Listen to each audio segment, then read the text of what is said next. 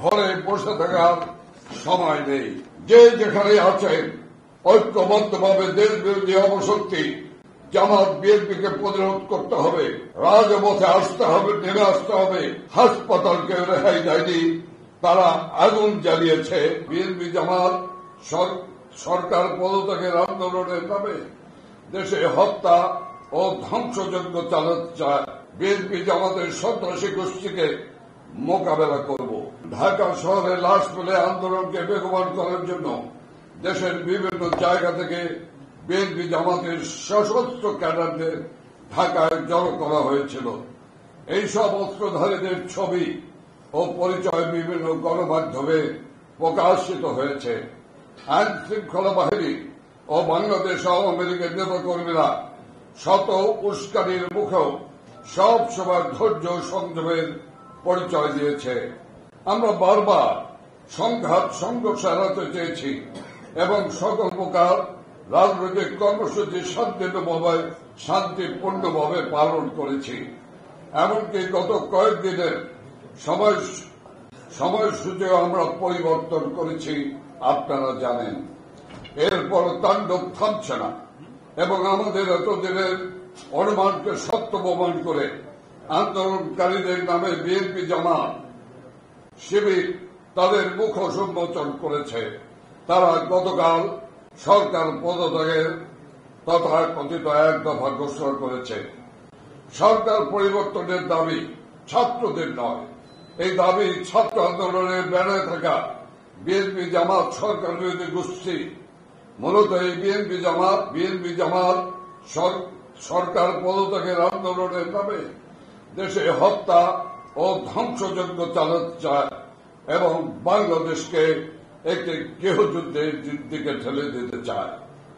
আমরা বাংলাদেশ আওয়ামী লীগের পক্ষ থেকে দেশবাসীকে সঙ্গে নিয়ে বিএনপি জামাতের সন্ত্রাসী গোষ্ঠীকে মোকাবেলা করব। বাংলাদেশ আওয়ামী লীগের সকল নেতা কর্মী সহ দেশপ্রেমিক ছাত্র জনতাকে আহ্বান জানাব, এখন আর ঘরে বসে থাকার সময় নেই।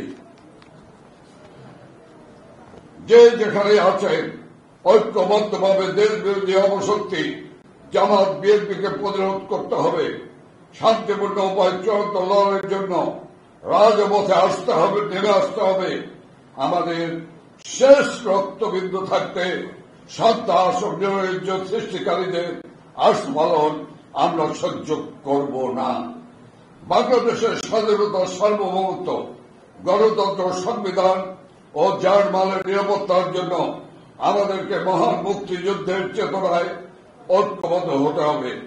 আপনারা দেখেছেন আজ সকালে এই সন্ত্রাসী গোষ্ঠী বিনা কারণে বঙ্গবন্ধু শেখ মুজিব মেডিকেল বিশ্ববিদ্যালয় হাসপাতালকে রেহাই দেয়নি, তারা আগুন জ্বালিয়েছে এবং ঢাকা সিএমএম আদালতে হামলা ও ভাঙচুর চালিয়েছে। হাসপাতালে মানবতা বিরোধী এই হামলা থেকে প্রমাণিত হয় এ কোন শিক্ষার্থী নয়। আজকে যারা সহিংসতা করছে তারা শিক্ষার্থী নয়, এরা বিএনপি জামাত ছাত্রদল শিবির ও জঙ্গি গোষ্ঠীর সশস্ত্র ক্যাডার বাহিনী। আমরা অভিভাবকদের প্রতি আহ্বান জানাব, এই সন্ত্রাসীদের অপপ্রচার ও গুজবে বিভ্রান্ত হবেন না, আপনাদের সন্তানদের ঘরে রাখুন। আর যারা রাস্তায় অবস্থান নিয়েছে তাদেরকে ঘরে ফিরে যেতে অনুরোধ করছি। আমরা ছাত্র সমাজকে আবারও বলতে চাই, বর্তমান সরকার ছাত্র সমাজের যে কোনো দাবির প্রতি সহনশীল। ছাত্র সমাজের সকল দাবি পূরণ করা হয়েছে। ছাত্রদের সাথে আলোচনার জন্য মাননীয় প্রধানমন্ত্রী গণভবনের দরজা উন্মুক্ত রেখেছেন। সরকার তাদের যে কোনো বক্তব্য শোনার জন্য প্রতিশ্রুতিবদ্ধ, কিন্তু ছাত্র সমাজের কাঁধের উপর বন্দুক রেখে বর্তমান সরকারকে হটিয়ে দেওয়ার ষড়যন্ত্র